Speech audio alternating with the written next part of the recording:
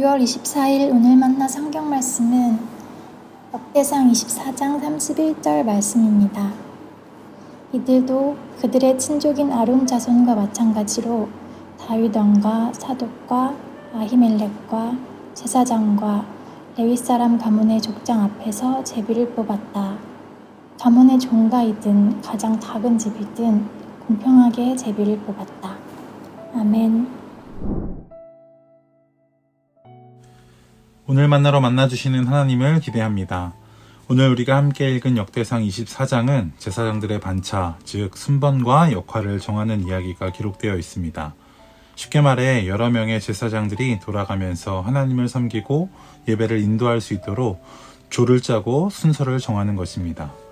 제사장들은 누구입니까? 바로 아론의 자손들입니다. 아론은 총 4명의 아들을 두었지만 레위기 10장에 보면 첫째 나답과 둘째 아비후는 하나님께서 명하신 불이 아닌 다른 불로 제사를 드리다가 죽임을 당합니다. 오늘 본문은 그 사실을 다시 상기시키며 아론의 셋째 아들 엘리아살과 넷째 아들 이다말을 통해 제사장 직분이 이어졌음을 알려줍니다. 그리고 다윗 시대까지 제사장은 엘르아살의 자손 사독과 이다말의 자손 아히멜렉으로 이어지는데 3절은 이렇게 기록합니다. 다윗은 엘리아살의 자손 사독과 이다말의 자손 아히멜렉과 함께 아론 자손의 갈례를 만들어서 그들이 할 일에 따라 직무를 맡겼다. 이렇게 제사장 그룹은 두 계통으로 나뉘었고 엘르아살 쪽에는 16명, 이다말 쪽에는 8명, 총 24개의 조가 세워졌습니다. 그리고 이들은 제비를 뽑아 하나님을 섬길 순서를 정합니다. 여기서 우리가 주목해야 할 단어가 바로 제비뽑기입니다. 보통 우리는 제비뽑기를 운이라고 생각합니다. 뽑히면 운이 좋은 것이고 안 뽑히면 운이 나쁜 것이라고 말합니다. 하지만 성경에서 말하는 제비뽑기의 개념은 전혀 다릅니다. 제비뽑기는 단순히 공정함을 위한 수단을 넘어 하나님의 뜻을 구하는 믿음의 행위입니다. 권력 있는 자, 돈 있는 자, 인맥 있는 자가 원하는 자리를 차지하지 못하도록 인간의 의지를 배제하고 하나님의 주권에 맡기는 믿음의 행위입니다. 그래서 31절에 이렇게 기록되어 있습니다. 가문의 종가이든 가장 작은 집이든 공평하게 제비를 뽑았다. 하나님의 일은 내가 원하는 대로 하고 싶은 대로 맡는 것이 아니라 하나님께서 맡기시는 대로 감당하는 것입니다. 그럼 여러분, 제사장들 가운데에는 이런 마음을 가진 사람은 없었을까요? 유월절과 같은 큰 절기에 예루살렘 성전에서 멋있게 섬기고 싶다. 사람들이 많이 모이는 시간대에 예배를 인도하고 싶다. 조금 더 의미 있을 때에 하나님의 일을 맡고 싶다. 이런 생각이 왜 없었겠습니까? 하지만 그들은 자신의 뜻이 아니라 하나님의 뜻에 따라 제비 뽑힌 순서대로 하나님이 맡기신 일을 감당합니다. 왜냐하면 하나님을 섬기는 것은 눈에 보이는 화려한 역할이 아니라 그분의 부르심의 충성으로 반응하는 것이기 때문입니다. 이제 이 말씀을 우리의 삶에 적용해 봅시다. 우리는 지금 하나님이 우리에게 주신 자리, 맡기신 역할, 허락하신 환경을 어떻게 받아들이고 있습니까? 혹시 이런 생각을 하고 계시진 않습니까? 왜 나는 이런 일을 맡았지? 왜 나는 이런 환경에 있지? 내 뜻대로 되지 않아서 참 답답하다. 하지만 믿음은 모든 것을 다 이해한 후에 따라가는 것이 아닙니다. 이해되지 않아도 하나님을 신뢰하며 발걸음을 떼는 것이 믿음입니다.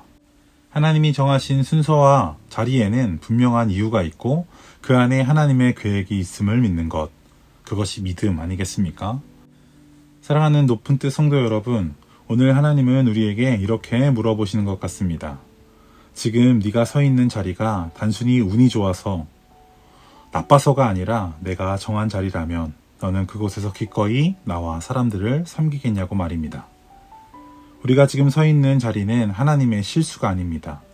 우리가 맡은 일은 작아 보여도 하나님이 우리를 믿고 맡겨주신 일이며 내가 맡은 역할과 직분, 사명은 하나님이 친히 그분의 뜻 가운데 우리에게 정해주신 것입니다. 그러니 불평 대신 감사로, 비교 대신 충성으로 반응합시다. 눈에 띄는 역할이든 조용한 자리이든 모든 자리가 하나님의 영광을 위한 거룩한 부르심의 자리입니다. 우리가 오늘 그 믿음으로 살 때 하나님은 우리를 통해 그분의 뜻을 이루어 가실 것입니다. 그리고 마침내 우리는 이 음성을 듣게 될 것입니다. 잘하여도다 착하고 충성된 종아. 오늘도 하나님께서 맡기신 하나님의 뜻 앞에 아멘으로 순종하며 주어진 자리에서 주님을 높이는 높은 뜻 사람들이 되시길 소망합니다. 기도하겠습니다. 하나님 아버지, 오늘 말씀을 통해 내 뜻이 아니라 하나님의 뜻을 따르는 믿음을 배우게 하시니 감사합니다. 지금 내게 주신 자리와 역할이 하나님의 계획 안에 있음을 믿고 비교나 불만이 아닌 감사와 충성으로 반응하게 하옵소서. 눈에 보이는 것이 아닌 주님의 부르심에 순종하는 삶을 살게 하시고 어떤 자리든 하나님을 예배하는 제사장처럼 살아가게 하옵소서. 이 모든 것 예수님의 이름으로 기도합니다. 아멘. 이제 두 가지 기도 제목으로 함께 기도합시다. 첫 번째로는 오늘 주신 말씀을 기억하며 함께 기도합시다. 오늘도 하나님의 뜻에 믿음으로 반응하며 하나님이 믿고 맡겨주신 자리에 순종하는 우리들이 되게 하옵소서. 두 번째로는 북한과 그곳에 있는 지하 교회 교인들을 위해서 함께 기도합시다. 북한의 신앙의 자유가 회복되어 마음껏 예배하는 날이 오게 하시고 지하교회 성도들을 박해 속에서 지켜주시고 그들의 삶의 필요를 채워 주옵소서. 이 기도 제목으로 기도하신 이후에 개인 기도하시겠습니다.